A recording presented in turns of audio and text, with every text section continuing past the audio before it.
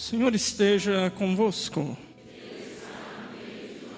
Proclamação do Evangelho de Jesus Cristo, segundo João.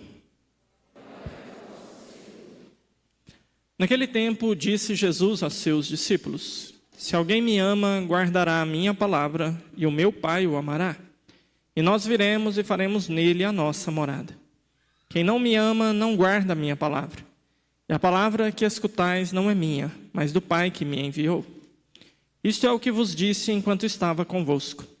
Mas o defensor, o Espírito Santo, que o Pai enviará em meu nome, ele vos ensinará tudo e vos recordará tudo o que vos tenho dito. Deixo-vos a paz, a minha paz vos dou. Mas não a dou como o mundo. Não se perturbe nem se intimide o vosso coração. Ouvistes que eu vos disse: Vou, mas voltarei a vós. Se me amasseis, ficaríeis alegres, porque vou para o Pai, pois o Pai é maior do que eu. Disse-vos isto agora antes que aconteça, para que quando acontecer, vós acrediteis. Palavra da salvação. Maria Santíssima, nossa Mãe, vinde em nosso auxílio. Dai-nos a graça de compreender e viver a palavra do vosso Filho Jesus. Nossa Senhora das Graças. Amados irmãos e irmãs, se você fosse abordado aí andando pelas ruas da cidade, centro da cidade, não sei, ir fazer umas compras, gastar aí o dinheiro que você ainda não recebeu, como de costume, e aí você fosse abordado por um agente do censo. Um minutinho da atenção do senhor, da senhora, por favor. O senhor professa alguma religião? E qual seria a sua resposta? Não me diga, hein? Só penso. Ok. Vamos pressupor que você respondeu que você é católico. E se você ouvisse uma outra pergunta, que a pergunta talvez vai soar meio que como que uma repetição, né? Não sei. O cara pergunta então para você, mas então me diz aí, então qual que é a sua igreja? Qual que é a igreja que você participa? O que você responderia? Você responderia que você participa da igreja católica? A sua igreja é a igreja católica? Sim ou não, povo de Deus? Sim ou não? Sim. Tomara que até o final dessa missa você tenha mudado de ideia. Tomara. Esse é o nosso objetivo hoje, né? Mas vamos chegar lá, fica tranquilo, né?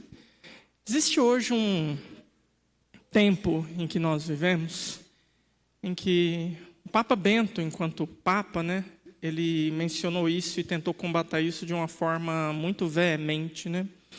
Ele chamava de um relativismo, quase como que uma tirania do relativismo, onde tudo que nós temos de mais precioso e de mais sagrado acaba sendo relativizado, né? Nós vivemos num tempo onde não são só as pessoas de fora da igreja, mas até dentro da igreja, as pessoas são capazes de fazer afirmações extremamente assustadoras, como: o importante é acreditar em Deus. O importante é ter Deus. Religião não salva ninguém. O que salva é Deus.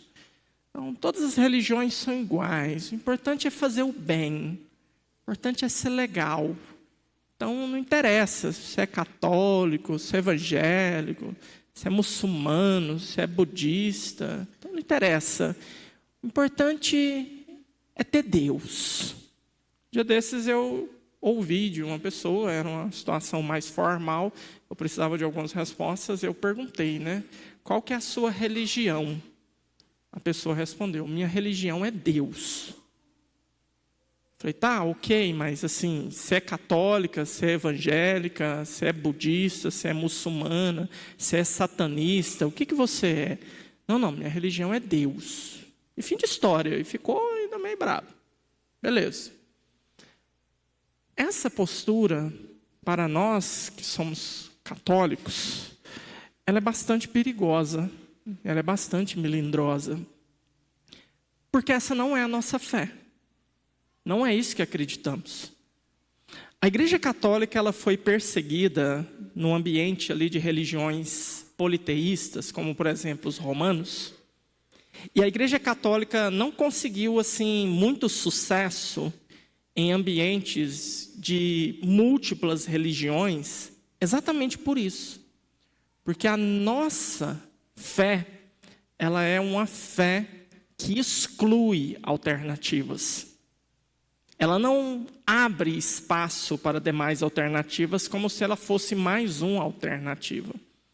Porque a nossa fé, ela está edificada em um Deus que se revelou como caminho, verdade e vida, e não como um dos caminhos.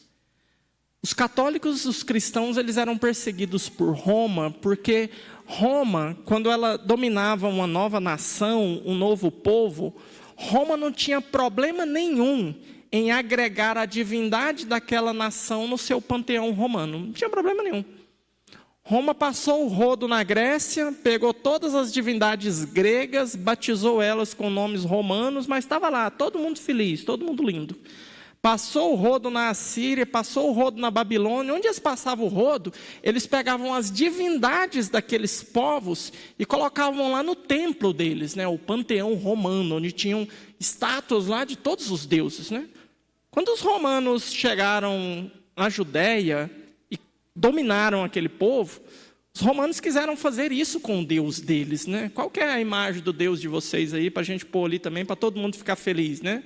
Os judeus ficaram loucos, falou, não, nosso Deus não tem imagem, né? Você não vai fazer isso. Mas agora nós, católicos, o nosso Deus tem imagem. Nós sabemos qual é o rosto do nosso Deus. Jesus se revelou como imagem do Pai. Ele falou para Filipe, Filipe, quem me vê, vê o Pai. Então, o nosso Deus agora tem um rosto. E com os cristãos, também Roma falou, então é só pegar o Deus desse povo e vamos pôr junto aqui, vai ser todo mundo feliz. Só que isso não deu certo. Porque para os cristãos, o Deus deles não poderia estar ao lado de outros deuses em pé de igualdade. Para o nosso Deus estar num lugar, os outros deuses têm que cair. Os outros deuses precisam ser destronados. Eles não podem ser deuses, não é uma parceria, é único, é só ele. Então, por isso que a Igreja Católica foi perseguida. Por isso que em países como, por exemplo, os orientais, Japão, aquela galera ali, eles não engolem o cristão, porque parece que a gente é muito orgulhoso, a gente é muito soberbo. Eles têm lá a religião budista, tem aqui outra religião animista, tem outra coisa. Todo mundo fica feliz, cuidando cada um da sua religiãozinha. Aí chega o cristianismo e fala, não, se você quiser ser cristão, você tem que largar o resto tudinho. Não, mas como assim? Mas sim, larga tudo. Se você não largar tudo, você não é cristão. Então, percebe a crueza da nossa fé? A dureza da nossa fé? Mas essa nossa fé, que tem toda essa força, toda essa firmeza, trazida para nós por um Deus que se revelou, esse Deus que na plenitude dos tempos, Jesus trouxe a plenitude da revelação, ele não veio aqui simplesmente para se relacionar com a gente. Ele não passeou por aqui, se revelou, falou algumas palavras bonitas, pronto, agora a minha religião é Deus. Agora eu sei algumas palavras legais que Deus falou, eu vou viver. Eu vou viver a minha religiosidade com Deus e tudo e tal. Por que não? Porque esse Deus, ele veio e ele instituiu uma igreja. Gente, eu acho fantástico essa leitura do Apocalipse que nós ouvimos hoje, né? A gente fica aí nessa vibe aí cristã aí, revoltada aí de que, não, o importante é Deus, é a nossa relação com Deus. Deus não instituiu igreja nenhuma, Jesus não instituiu igreja nenhuma. Isso é treta da igreja católica para ficar dominando as pessoas que não têm conhecimento. Meu amigo, rasgue e põe fogo no seu Apocalipse de São João, então. Rasga, não deixa sobrar nada.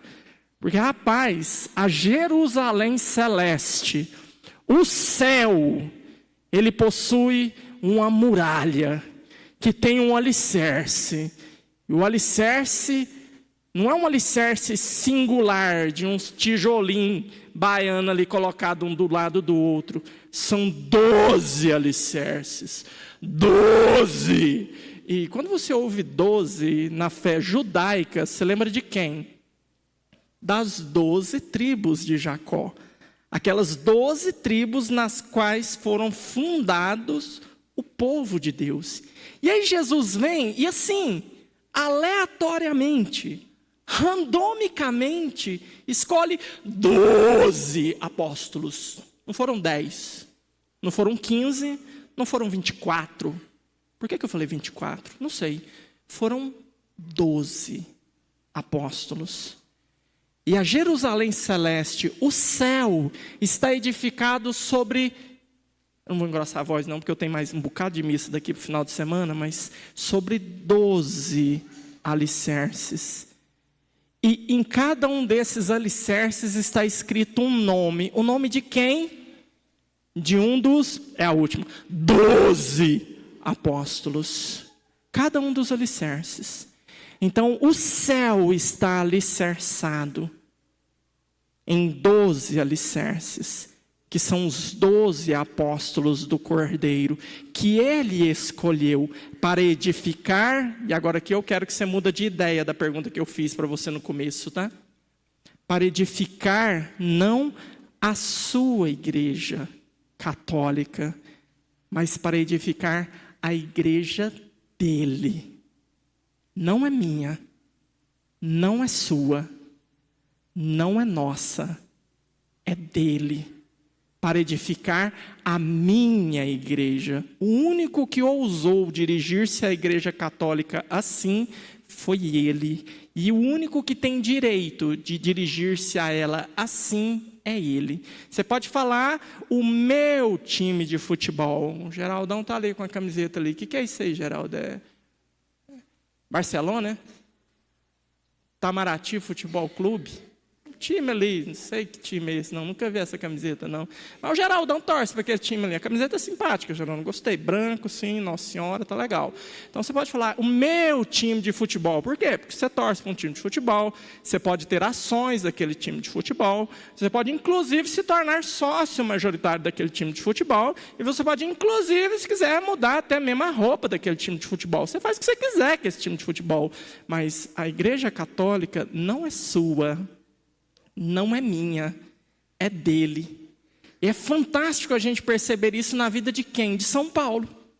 São Paulo hoje, nós estamos aqui dando continuidade na compreensão dos primórdios da igreja, né? Vocês se lembram que algumas semanas atrás eu meditava com vocês que a religião judaica se identificou com a cultura judaica.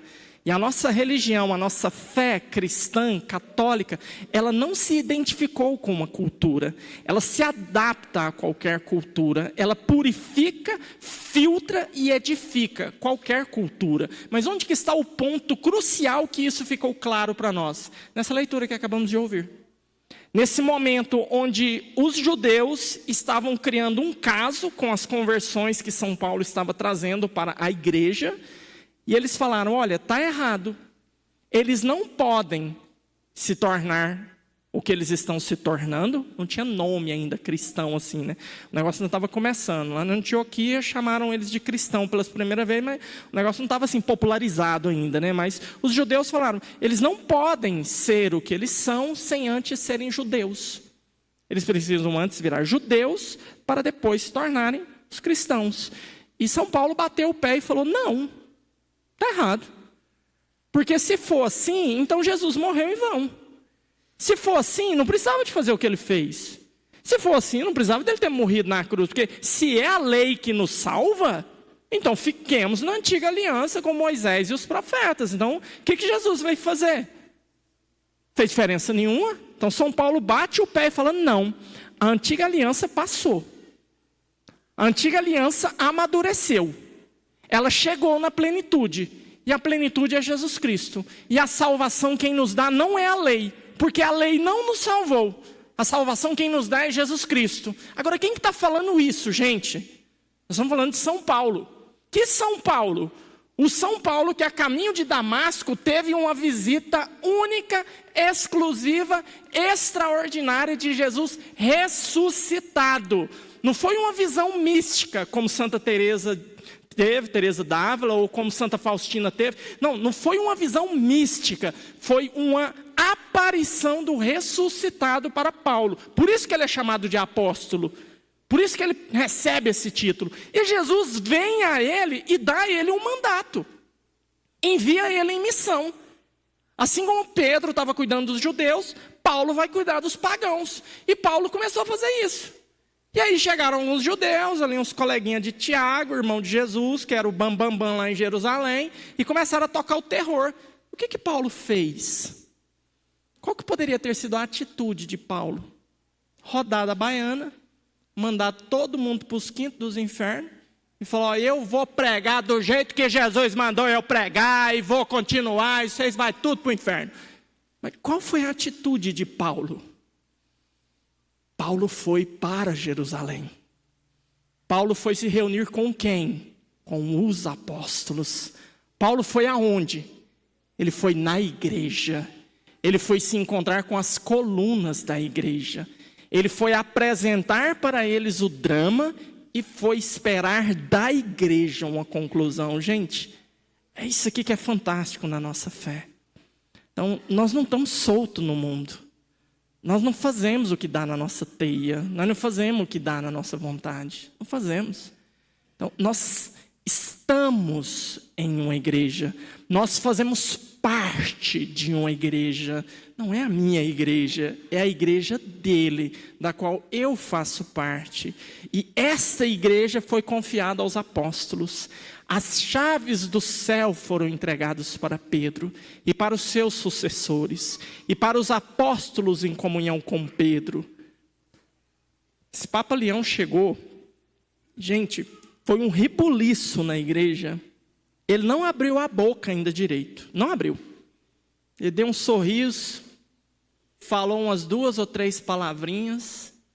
Mas o sorriso que esse homem deu naquela janela, quando ele foi apresentado como Papa, fez com que o Google, você sabe o que é o Google? É aquele negócio lá que hoje substitui o pai dos burros. Então, está tudo lá. Está tudo lá, mais ou menos, mas está lá. Mas foi feito um levantamento de que após a eleição desse Papa, aumentou em 300% a seguinte pergunta para o Google: como fazer para ser católico? Olha que loucura, gente. O mundo viu aquilo ali acontecendo, viu a igreja reunida, viu um conclave, viu um papa sendo eleito, viu um papa se apresentando com... Aquilo ali é a nossa igreja da qual fazemos parte. E o mundo começou a se questionar. Eu quero isso. Eu quero fazer parte disso. Como é que eu faço para ser católico, né? Então, por isso, olhar para essa atitude de Paulo e ver Paulo se submetendo à igreja, ele, o apóstolo dos apóstolos, aquele que foi o grande responsável pela difusão da igreja por todo o orbe conhecido naquela época, não agiu do jeito que quis, na hora que quis, como queria, enfrentou, peitou e saiu doido. Foram assim que os hereges fizeram. Os hereges são aqueles que um dia estiveram no seio desta igreja fantástica de Cristo. Mas um dia se depararam com algo que não está legal, não estou gostando. Ah não, assim não está bom. Mas qual é a diferença? Qual é a linha tênue que separa o herege do santo? Se chama humildade. A humildade de se submeter à autoridade da igreja. Ali, naquele momento, Paulo poderia ter feito o primeiro cisma dentro da igreja católica. Poderia ter sido a primeira divisão, né? Não teria sido dos ortodoxos no século X, nem dos luteranos no século XVI, nem dos anglicanos e nem dos calvinistas, né? Teria sido o cisma dos paulinistas, né? Então pronto, agora tem os cristãos que seguem São Paulo e tem os cristãos que seguem São Pedro, né? Mas não. Ali, naquele momento, São Paulo se submete à igreja.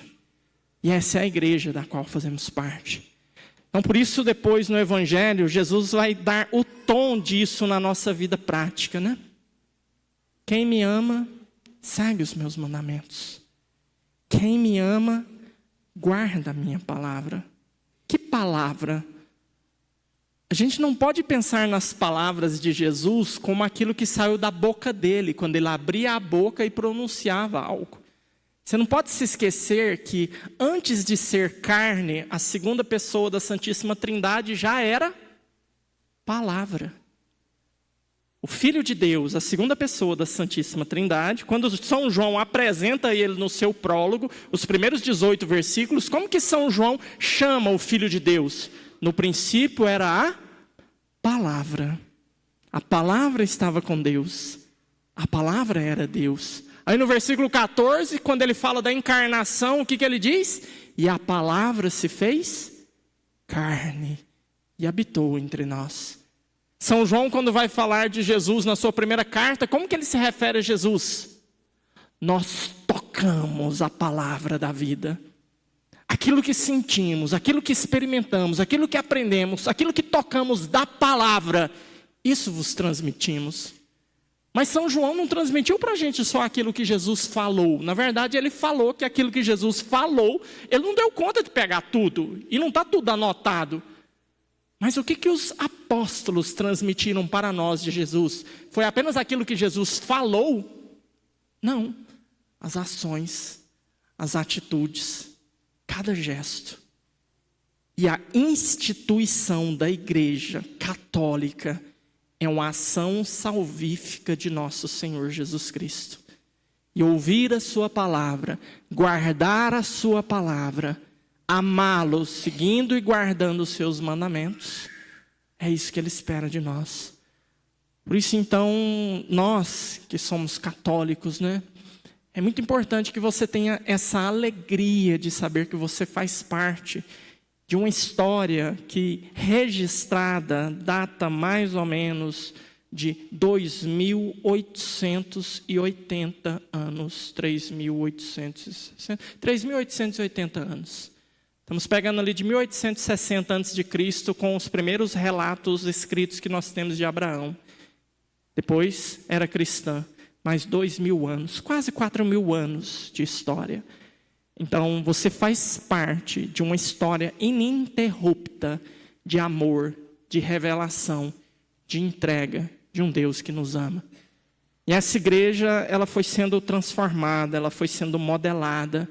E hoje ela está assim, como ela está. O que nos incomoda na igreja, né?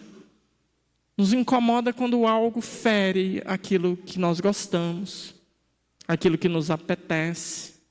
O que nos incomoda na igreja? Nos incomoda quando nós não conhecemos, não mergulhamos, não nos aprofundamos. Existe uma coisa que é um sonho meu. Eu, pároco de Santa Teresinha, se Deus me der a graça de aguentar mais uns anos aqui, eu quero fazer isso. Mas existe um sonho meu, que é um sonho de que você católico, que entrar para a missa aqui na paróquia Santa Teresinha, você católico, você consiga entrar, sentar, entrar num mistério e permanecer aqui tão vivo, tão empolgado, que a hora que acabar a missa e eu falar, ide em paz, que o Senhor vos acompanhe, você toma um susto. Já? É para ir embora? É, pode ir. Acabou. Acabou. Mas vai ter mais? Vai. Pode voltar. Por que a gente não faz isso, né? Por que às vezes quando você está aqui dentro, e eu estou aqui na frente, gente, eu vejo tudo. O Wesley não precisava sentar no segundo para eu ver. O Wesley lá no último eu vi você, porque você bichão, 1,90 m de homem, Deus seja louvado. Trabalhei com esse menino aqui, gente. Eu fui chefe dele um tempo. Mas você era mais magrinho naquela época, hein, pezão? Falar nada não, viu? Mas tudo bem, mas... Eu vejo aqui vocês de vez em quando, né? Agoniados. Dá uma olhada no relógio. Encosta a cabeça. Nós ainda não entendemos direito essa igreja. O que está acontecendo aqui, né? Aonde nós entramos, quando nós entramos por aquela porta, né? Tem um autor que é protestante, mas na época que ele escreveu esse livro não existia diferença doutrinal entre o protestantismo dele e a nossa fé, né? O autor se chama C.S. Lewis. Ele escreveu as chamadas Crônicas de Nárnia. Não sei se alguém já leu, já assistiu os filminhos alguma vez, né? Quem assistiu o filme ou leu o livro, se lembra que os meninos estavam neste mundo, né? E num dado momento eles abriram a porta do quê? Quem assistiu aí? Um guarda-roupa. E quando eles entram naquele guarda-roupa, o que tem do outro lado? Um outro mundo. C.S. Lewis era cristão. Ele estava ali fazendo uma analogia entre o tempo que nós vivemos e o tempo de Deus, chamado Kairos, o tempo da salvação. C.S. Lewis está dizendo que quando a gente entra numa missa, deveria se abrir um guarda-roupa de Nárnia. A gente tinha que entrar num outro mundo. É um outro mundo, você só não sabe. Você só não está entendendo, você só não está vendo. Mas é um outro mundo. E aqui a coisa deveria ser para nós tão impactante que quando a gente voltasse pela porta do guarda-roupa, a gente se desse conta de que, nossa, lá dentro era muito mais interessante do que aqui fora. Aqui fora é chato. Aqui fora é sem graça. Lá dentro era fantástico. Lá dentro era Nárnia, né? Então é um sonho meu, que eu vou me esforçar para realizá-lo, né? Mas eu acredito que o caminho é esse. É nós entendermos a beleza dessa igreja. A beleza de tudo aquilo que Deus foi permitindo que acontecesse nela. E a beleza de tudo aquilo que Deus foi edificando sobre os alicerces destes 12 apóstolos. Para que nós pudéssemos, então, não só com aquilo que Deus fala, mas com aquilo que Deus age e faz na história, sabermos que nós não estamos errados. Nós não estamos iludidos. Olhar para um mundo que diz, o importante é ter religião, o importante é ter fé em Deus, o importante é acreditar em Deus. Olhar para esse mundo e ter dó, sentir pena, falar, que pobreza. Porque o Deus que você diz que o importante é ter Deus, é um Deus criado à sua imagem e semelhança, é um Deus da sua cabeça. Porque o Deus que se revelou dessa forma, assim, sobre esses 12 alicerces. E se não for assim do jeito que ele se revelou, então é ficção da sua cabeça. É coisa que você inventou. É um Deus cômodo. É um Deus fácil de se seguir. É um Deus que eu posso fazer com ele o que eu quiser. Então o nome disso não é Deus, é um ídolo. O nosso não é um ídolo. O nosso é um Deus. É um Deus que se revelou. Então que você tenha a alegria de conhecer esse Deus e a sua igreja. A igreja dele, da qual nós fazemos parte. Não temos o direito de fuçar, de mexer, de mudar aquilo que ele fez. Nem o Papa tem o direito de fazer isso. O Papa pode mudar aquilo que é de instituição humana, divina não. Nem ele pode mudar isso. Mas que nós então tenhamos a alegria de fazer parte desta igreja, conhecê-la, amá-la, para podermos viver. E um dia, talvez daqui a alguns anos, entrar por essa porta, como aqueles meninos entraram pelo guarda-roupa de Nárnia. Sentar aqui e ter a alegria de que é aqui que a coisa é fantástica, não lá fora. Louvado seja nosso Senhor Jesus Cristo.